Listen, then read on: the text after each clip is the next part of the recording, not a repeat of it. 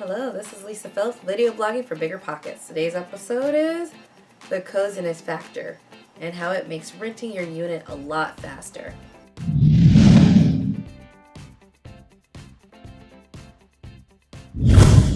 My units have all been primarily in working class neighborhoods, and there's one thing that I uniquely brought to it that I describe as the coziness factor.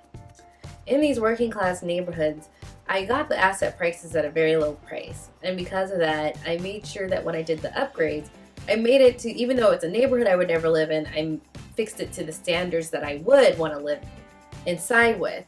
And so I categorized it, it's in 5 key areas that if you bring this to your home, you really elevate yourself against all the other investors, and especially in these working class neighborhoods where the tenants tend to want to move to and stay for long periods of time. If you bring this coziness factor up a level, you're really going to hone in into your demographics, wants and needs, and sort of ensure that you're having a long-lasting tenants. And so the first part I want to talk about is paint. A lot of the times people can just do a basic white. I don't agree with that just fundamentally because it's just something that I've noticed when you walk into an all-white home, you have a different impression than one that's painted with color on the walls. And so if you're somebody who's not really good with color schemes or painting and what would be a solid color that would last throughout many different houses or turnover in tenants without turning people off, go into the houses that you instinctively liked, and what you've noticed. I use a certain light tan, it's a light brown color in all of my homes.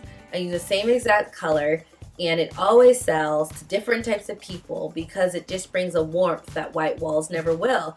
And as long as I continue to do real estate, I will continue to put the same brown colors. I know they say you should stay away from colors because it can scare people off, but I think that's probably more in selling a house, not necessarily in renting a house out.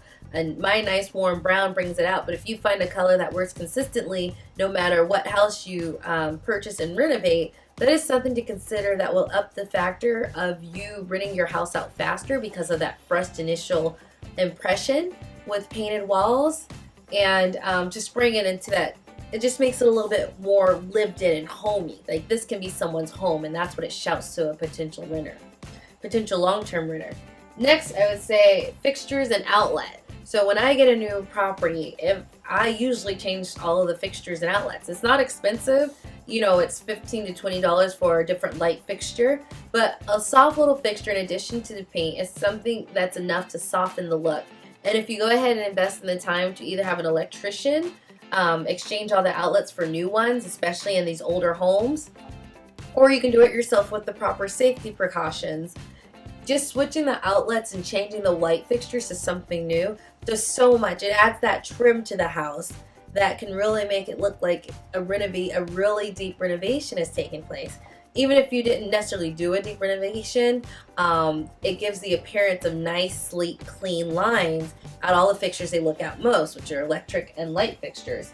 So that's part of every renovation I've done that also brings it up a level, makes the place look like it's brand new, even though it's a 100-year-old property. The third one I'd like to talk about in the coziness factor is cleanliness. I know in some of these old homes, you sometimes get to basements or rooms where you can either do a light dusting over or good and deep and really clean it out. There's some basements I've looked at that I did not want to clean. However, I did it anyways, and I got really dirty doing it. And I was trying to save money. You can hire someone else out to do this. But I went ahead and I got into like the ugliest dirty places. If you open up a cabinet and it's dirty underneath, you can sort of leave it. But if you get down and you get it cleaned, either yourself or you're hiring it out, it really makes a difference because when your new tenant comes in, they're going to look in these cabinets. They're going to look in the basement. And are there cobwebs?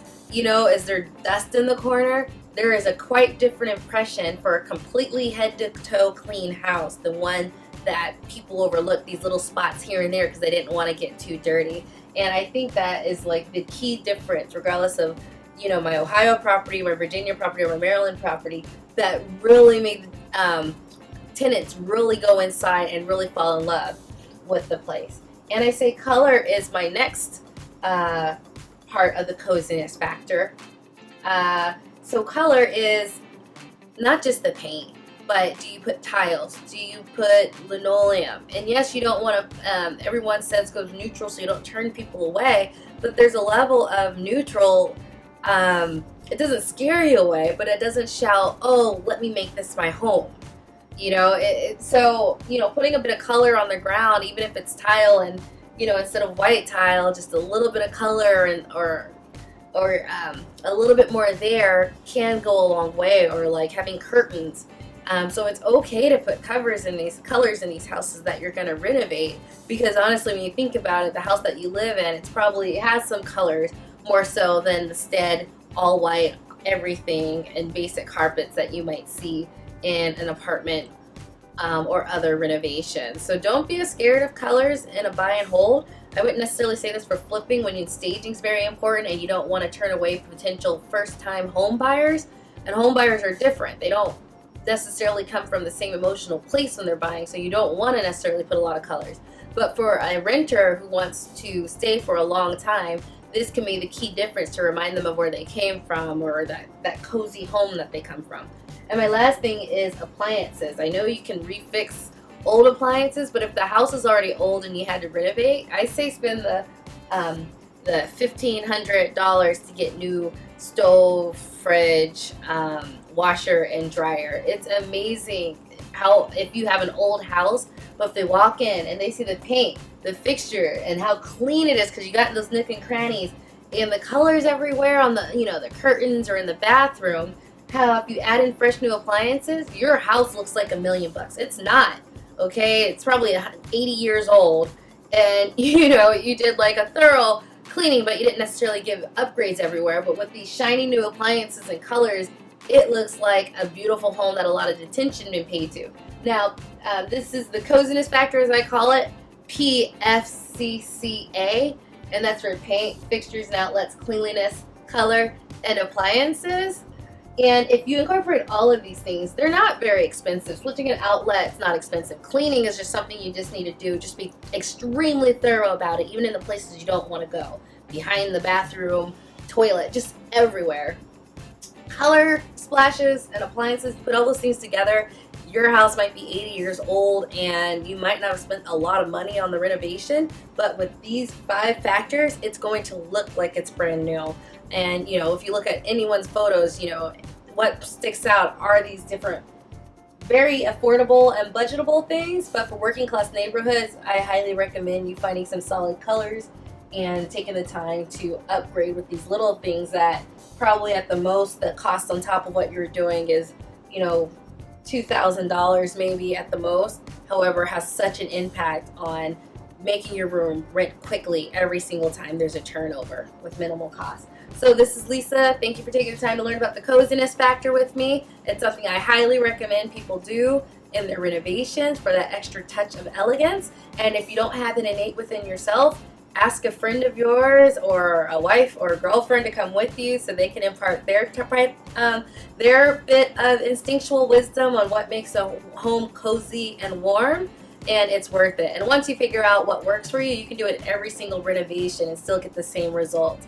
So you just have to learn the first time what really works color scheme wise, on top of just renovating and doing what needs to be repaired and fixed. So again, this is Lisa Phillips, video blogging for Bigger Pockets. Thank you.